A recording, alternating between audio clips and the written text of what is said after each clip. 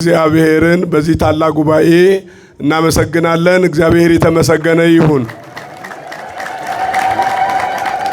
ከዚህ በመቀጠል ብፁዕ አባታችን ለዘጠነኛው በዓለ ሲመታቸው ተቋማትን በመገንባት ልማታዊ ስራዎችን በማስፋፋት በሰውና በመሬት የሚዘከር ስራ ሲሰሩ ለቆዩበት ዘጠነኛ በዓለ ሲመታቸው እንኳን አደረሰን እላለሁ። በብፁዕነታቸው የዘጠነኛ በዓለ ሲመት ታሪካዊ ዕለት ማግስት የምረቃ በዓላችሁ እየተከበረ ይገኛልና እንኳን ለምረቃ በዓላችሁ በሰላም አደረሳችሁ አደረሰን እያልኩ መልካም ምኞቴን በእኔና በትምህርትና ስልጠና መምሪያ ስም ልገልጽላችሁ በታላቅ ደስታ ነው።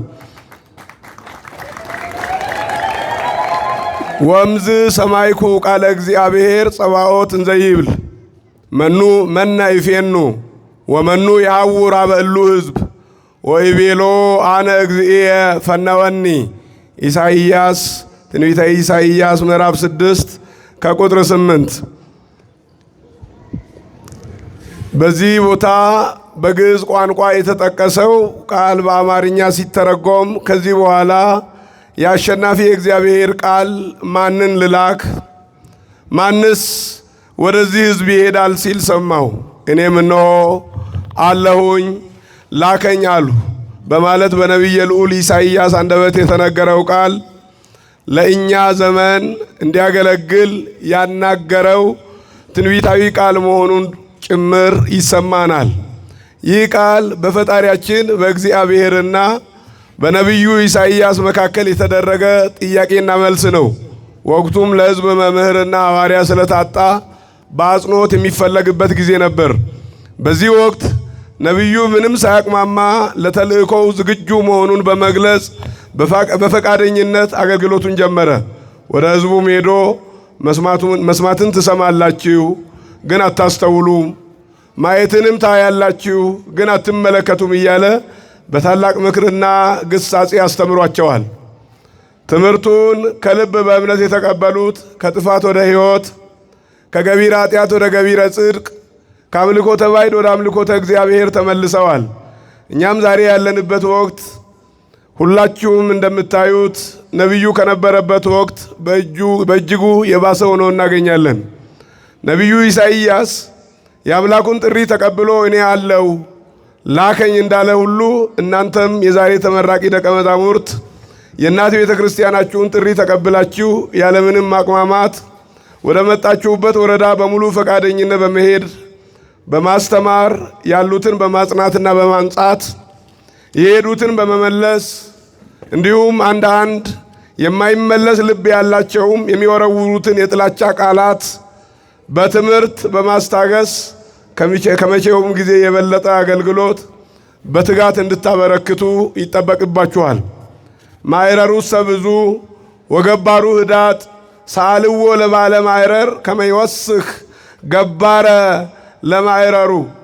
መከሩ ወይም ሰማያኑ ብዙ ናቸው፣ ሰራተኞች በቃልና በኑሮ ምሳሌ የሚሆኑ አገልጋዮች ግን እጅግ ጥቂት ናቸው። ለመከሩ አጫጅ ሰራተኛ ይጨምር ዘንድ የመከሩን ባለቤት ለምኑት እንደተባለው በወንጌል ምዕመናኖቻችን ከ60 ሚሊዮን የሚበልጡ ሲሆኑ የሚያስተምሩ በቁጥርም በአይነትም አናሳ መሆናቸው ይታወቃል።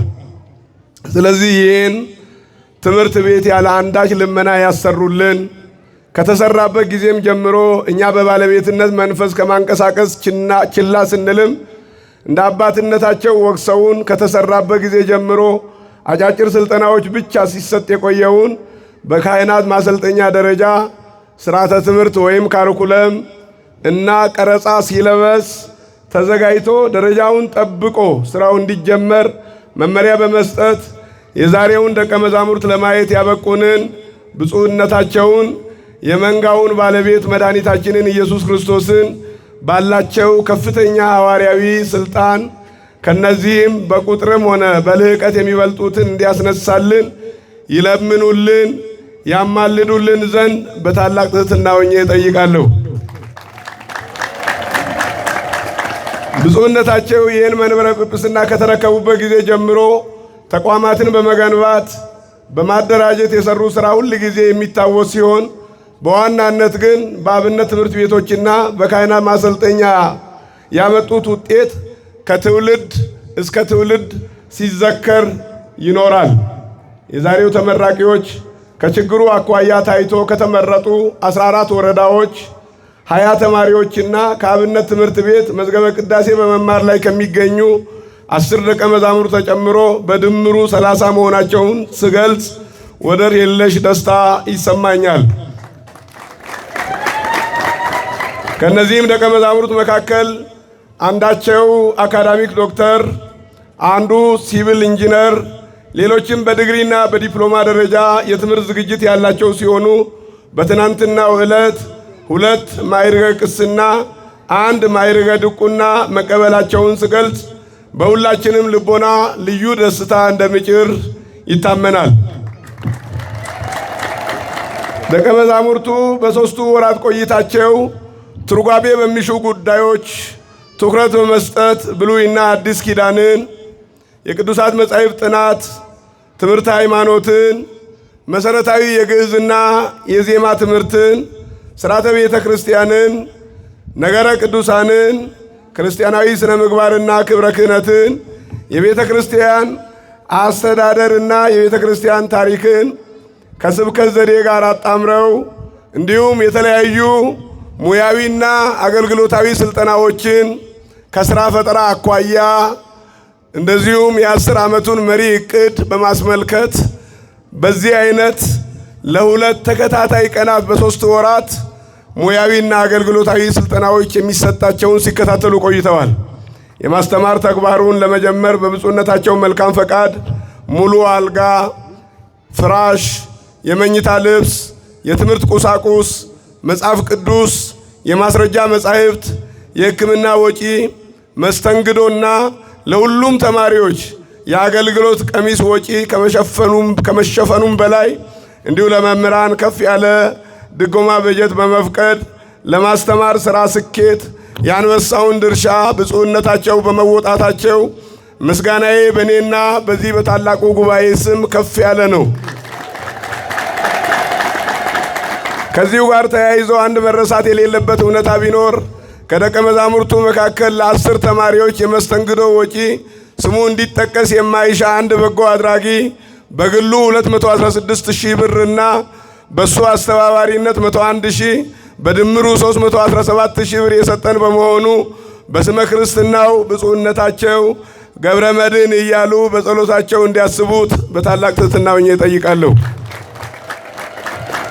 በብፁዕነታቸው መልካም ፈቃድ ለቀጣይ የማታ ትምህርት መርሃ ግብር ወይም ኤክስቴንሽን ፕሮግራም ለማስቀጠል ይሁንታ በማግኘታችን ጥናቱን ሰርተን በማጠናቀቅ ላይ እንገኛለንና ቀጣዩ ጊዜ በብፁዕነታቸው መልካም ተጋድሎ የትምህርተ ወንጌል አገልግሎት አብቦ እንደሚያፈራና ተደራሽነቱም በቅርብ ጊዜ ርቀት እንደሚረጋገጥ ባለሙሉ ተስፋ ነን።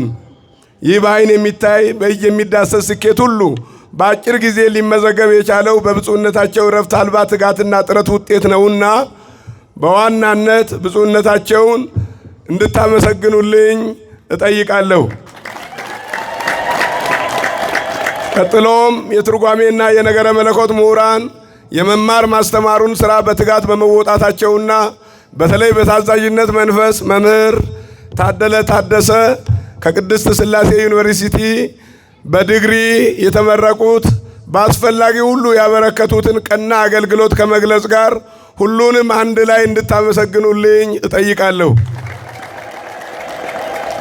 የአብነት ትምህርት ቤቱ ሞግዚት አባ ሀብቴ ሰውነት የካህናት ማሰልጠኛው ደቀ መዛሙርትንም በሞግዚትነት ተቀብለው በነፍስ በሥጋ መግበው በትምህርቱ ገበታ ላይ አንዳች ድምፅ ሳይሰማ በሰላም ተጀምሮ በሰላም እንዲጠናቀቅ ግንባር ቀደም ሚና ስለተጫወቱ ከፍ ያለ ምስጋና እንድታቀርቡ በአክብሮት እጠይቃለሁ። ሲቀጥልም የሀገረ ስብከቱ ክቡር ሥራ አስኪያጅ የየመምሪያው ኃላፊዎችና የፋይናንስ ሰራተኞች ላሳዩት የቅንነት አገልግሎት ከምንም በላይ ምስጋናችን የላቀ መሆኑን በዚሁ አጋጣሚ ለመግለጽ እወዳለሁ። በመጨረሻም በዛሬው የምረቃ መርሃ ግብር ደቀ መዛሙርት በብፁዕነታቸው ሁሉን አቀፍ አባታዊነት የተሰፋላቸውን ቀሚስ ለብሰው ዓለም አቀፍ ደረጃውን አሟልቶ የተዘጋጀውን ሰርቲፊኬት የሚቀበሉ ሲሆን የፊታችን ሰኞና ማክሰኞ በትምህርት ገበታቸው በመገኘት እየተማሩ ቆይተው ረቡዕ ዕለት በ1806 ዓመተ ምህረት የተመሰረተውን የድጉና ፋንጎ ደብረ ምሕረት ቅዱስ ሚካኤል ገዳም ይጎበኛሉ። ሐሙስ በስብከተ ወንጌል ተደራሽነትና በሌሎች ርዕሰ ጉዳዮች የተዘጋጀው ጥናታዊ ጽሑፍ ቀርቦ በማዕረግ ለወጡ ተመራቂዎች የሽልማት ስነ ስርዓት በብፁዕ አባታችን ተሰጥቶ እንደተፈጸመ ከብፁዕነታቸው ተጨማሪ አደራና ቡራኬ ተቀብለው ሲያበቁ የሽኝት መርሐ ግብር ተከናውኖ የምረቃ ስነ ስርዓት ፍጻሜ ይሆናል።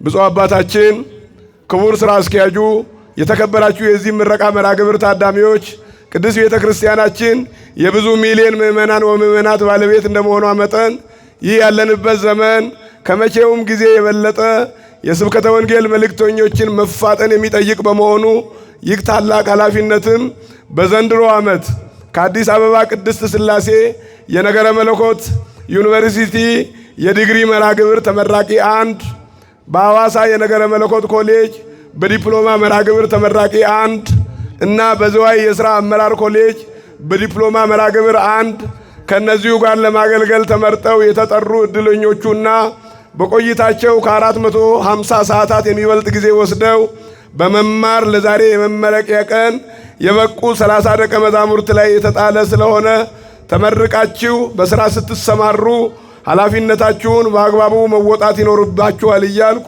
ለዚህም ኃያሉ እግዚአብሔር ይረዳችሁ ይረዳን ዘንድ የሁል ጊዜ መልካም ምኞቴ መሆኑን እየገለጽኩ የጌታችን የመድኃኒታችን የኢየሱስ ክርስቶስ ጸጋና ሰላም ከሁላችን ጋር ይሁን።